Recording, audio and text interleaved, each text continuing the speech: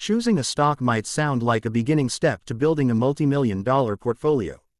In fact, many experts recommend starting out with index funds as they can be less volatile and offer less fluctuation.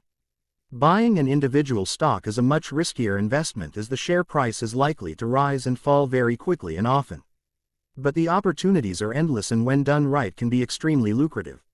We've all heard success stories of one lucky person who struck gold with the stock purchased on a whim. Well, that might be a little far off and you're not necessarily looking to retire off one speculative investment. There are measures you can take to make an informed decision about buying an individual company stock. If you enjoy learning about personal finance and making money, be sure to like the video and subscribe to the channel. Buy what you know. This investing principle was famously stated by Peter Lynch, the author of the famous stock market investing book One Up on Wall Street, and the hedge fund manager Magellan, who was known for consistently doubling the S&P 500 returns. His philosophy was to buy what you know or companies that you're familiar with.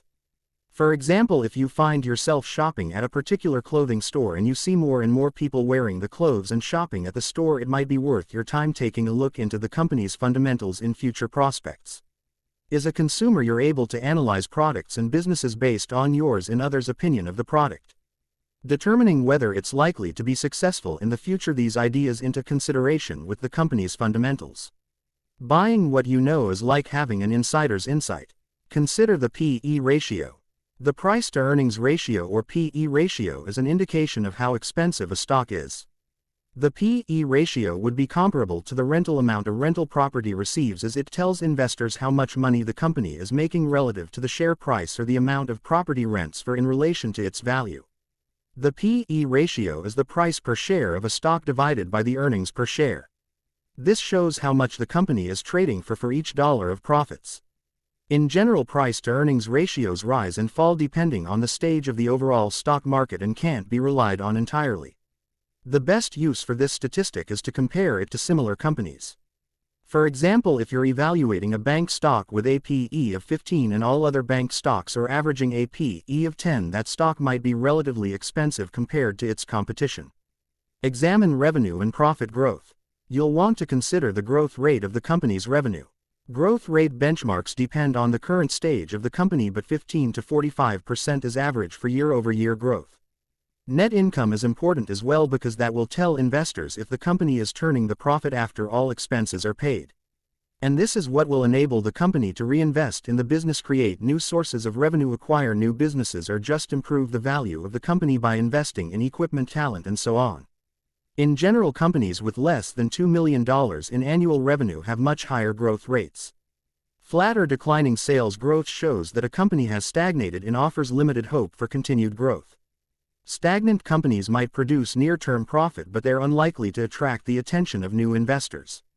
Revenue growth is often considered to be a better indicator of the company's future due to the fact that net income could be low if the company is constantly reinvesting profits. Consider dividend yield. Dividend yield is the ratio of the company's annual dividend compared to its share price. The dividend is the amount of money the company is currently paying its shareholders for simply owning the stock. It is calculated in the form of a percentage. For instance, a company that pays a 6% dividend will pay the shareholders 6% of the stock's value on a regular basis. Average dividend yields vary depending on the stock sector. Older, stable, and developed companies are more likely to pay out healthy dividend payments. In newer companies that are growing quickly probably won't pay anything, as their profits are usually reinvested within the company. Dividends are usually paid out quarterly and the payouts are fixed dollar amounts. You can reasonably expect to receive the steady dividend payments during all economic cycles unless the company runs into turmoil and reduces its payment amount. Consider insider and fund buying. Insider buying could give you a clue as to what the future of the company will look like. This usually means that the insider believes the stock is fairly valued and they see opportunity for growth in the future. Peter Lynch once said that insiders might sell their shares for a number of reasons. They might be using the funds to buy a new home or new yacht. But they only buy shares for one reason: because they think they will make money.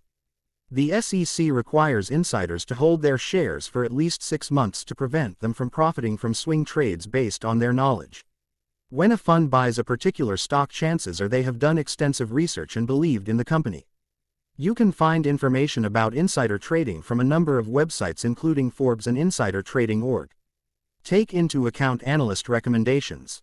You can take advantage of professional research that's already been done by stock analysts. There are many brokerages that will assign a buy or sell rating to most stocks available on the stock exchange. You can find these ratings by simply Googling the ticker symbol for the company, and there will be many sites offering their opinions such as Zacks, Morningstar and many more. Many quality stocks carry a hold rating, but a sell rating should be a red flag because the researchers might know something that you don't.